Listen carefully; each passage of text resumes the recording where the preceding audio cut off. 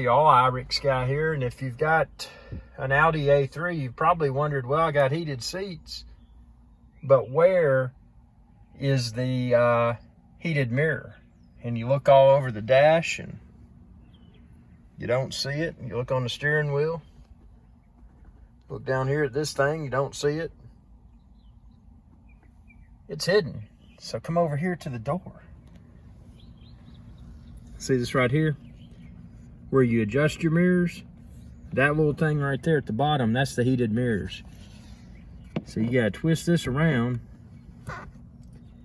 and put it in that position to heat the mirrors.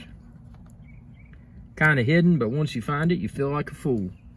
Tell me what you think within the comment section below, and be sure to subscribe. It's youtube.com/Irix guy. And this is where the heated mirrors button is on your Audi if you got it. Have a good one.